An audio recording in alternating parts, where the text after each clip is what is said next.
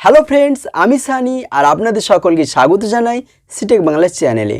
বন্ধু, আজকের ভিডিওতে আমরা যে বিষয়টা নিয়ে কথা বলবো সেটা হলো আমরা যারা ইউটিউবের মধ্যে কাজ করি, আমরা আমাদের ইউটিউব ভিডিওর জন্য বিভিন্ন ধরনের থাম্বনেল বানিয়ে থাকি।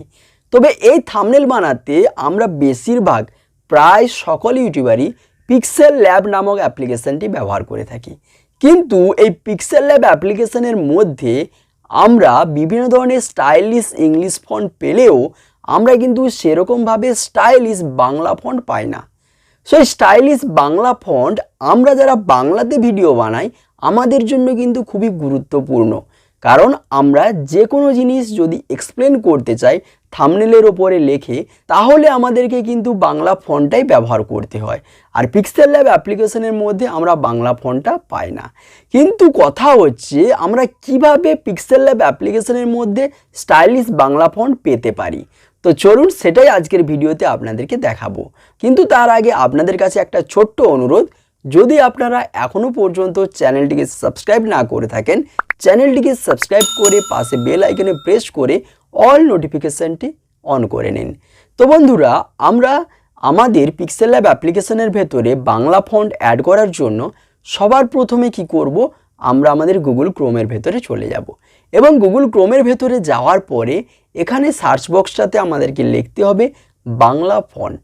সো এটা লিখে যখনই সার্চ করব, সার্চ করার সাথে সাথে বিভিন্ন ধরনের বাংলা ফন্টের ওয়েবসাইটের লিঙ্ক এখানে চলে আসবে। এইবারে আপনারা যে কোনো একটা বাংলা ফন্ট ওয়েবসাইটের লিঙ্কে ক্লিক করে সেই ওয়েবসাইটের ভেতরে চলে যান।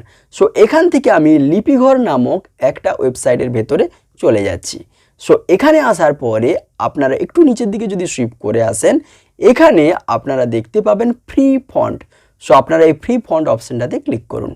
ফ্রি ফন্ট অপশানটাতে যখন ক্লিক করবেন আপনাদের সামনে এখানে অনেক ধরনের ফ্রি ফন্ট চলে আসবে। সো এই ফন্টগুলো আপনি কিন্তু ব্যবহার করতে পারবেন আপনার থাম্বনেলের জন্য এবং তার সাথে সাথে আপনি এগুলোকে আপনার পিক্সেল ল্যাব অ্যাপ্লিকেশনের মধ্যেও অ্যাড করতে পারবেন। তো চলুন কিভাবে অ্যাড করবেন সেটা দেখেন। তো দেখুন এখানে প্রতিটা ফন্টের নিচে নিচে ডাউনলোড অপশান পেয়ে যাবেন। এই ডাউনলোড অপশানটাতে ক্লিক করলেই আপনারা কিন্তু এর পরবর্তী পেজে চলে যাবেন। সো এখান থেকে আপনাদেরকে দেখানোর জন্য আমি পদ্মা সেতু নামক একটা ফন্টের ডাউনলোড অপশানে ক্লিক করলাম। ক্লিক করার সাথে সাথে এরকমভাবে ইন্টারফেসটাতে চলে আসলাম।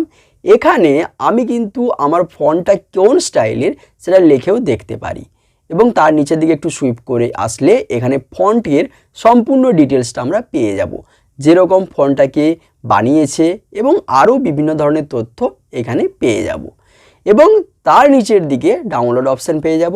এই ডাউনলোড অপশানটাতে ক্লিক করলে আপনার সামনে এরকমভাবে একটা সতর্কীকরণ চলে আসবে। সো এখানে আপনি নিচে দিয়ে একটা বক্স পেয়ে যাবেন, এই বক্সটাতে টিক করে ডাউনলোড অপশানটাতে ক্লিক করে নিতে হবে। ডাউনলোড অপশানে ক্লিক করার সাথে সাথে এটা কিন্তু ডাউনলোড হওয়া স্টার্ট হয়ে যাবে, সেটা আপনি নিচের দিকে দেখতে পাবেন।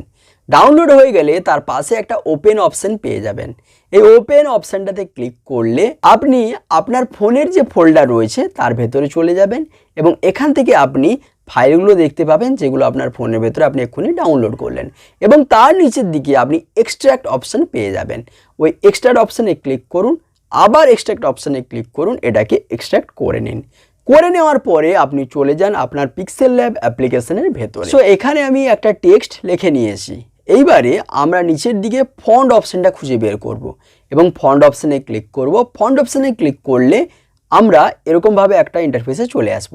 এখান থেকে মাই ফন্ট অপশানটাতে ক্লিক করব।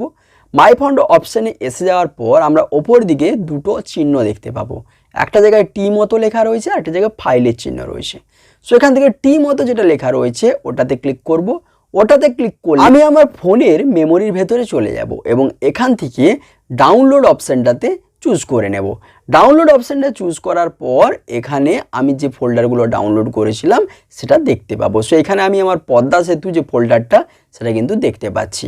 ওর ওপরে ক্লিক করব। ওর ওপরে ক্লিক করলে ভেতরে আমি আরও তিনটে মতো ফোল্ডার দেখতে পাচ্ছি। সো এখানে আনকোড যে অপশানটা লেখা রয়েছে ওই আনকোড অপশানটাতে ক্লিক করব। ক্লিক করার পর যে দুটো আমি অপশান দেখতে পাচ্ছি দুটোকেই আমি টিক চিহ্ন দিয়ে সিলেক্ট করে নেব। করার পর অ্যাড সিলেক্টেড অপশানটাতে ক্লিক করব। ক্লিক করে নেওয়ার পর আমি সাথে সাথে কিন্তু আমার যে পিক্সেলল্যাব অ্যাপ্লিকেশান সেখানে চলে আসব এবং এখানে দেখব ওই যে দুটোকে আমরা সিলেক্ট করলাম ওই দুটো টেক্সট কিন্তু এখানে মাই ফন্ট অপশানে অ্যাড হয়ে গেছে। তাহলে এইভাবেই কিন্তু খুব সহজে আমি যে কোনো ফন্টকে ডাউনলোড করে গুগল থেকে সেটাকে আমি পিক্সেলল্যাব অ্যাপ্লিকেশনের মধ্যে অ্যাড করতে পারবো। সো ফ্রেন্ডস, ভিডিওটি আপনাদের কেমন লাগলো অবশ্যই কমেন্ট বক্সে কমেন্ট করে জানাবেন আর তার সাথে সাথে একটা লাইকও করে দেবেন। আর চ্যানেলটিকে যদি এখনও পর্যন্ত সাবস্ক্রাইব না করেন চ্যানেলটিকে সাবস্ক্রাইব করে পাশে বেল আইকনে প্রেস করে অল নোটিফিকেশনটাতে ক্লিক করে নেবেন। আর বন্ধুরা, আপনারা যদি ব্লগ ভিডিও দেখতে ভালোবাসেন তাহলে আমার একটি নতুন ব্লগ চ্যানেলও রয়েছে, সেখানে আপনারা প্রতি সপ্তাহে নতুন নতুন ব্লগ ভিডিও দেখতে পাবেন। সেই চ্যানেলের লিঙ্ক আমি ডেসক্রিপশন বক্সে দিয়ে দিয়েছি, আপনারা ওখান থেকে সেই চ্যানেলটিকে ভিজিট করতে পারেন। বন্ধুরা ভালো থাকুন, সুস্থ থাকুন, আপনাদের সাথে দেখা হচ্ছে এইরকমই ইউটিউব ইনফরমেশনমূলক নতুন কোনো ভিডিওতে।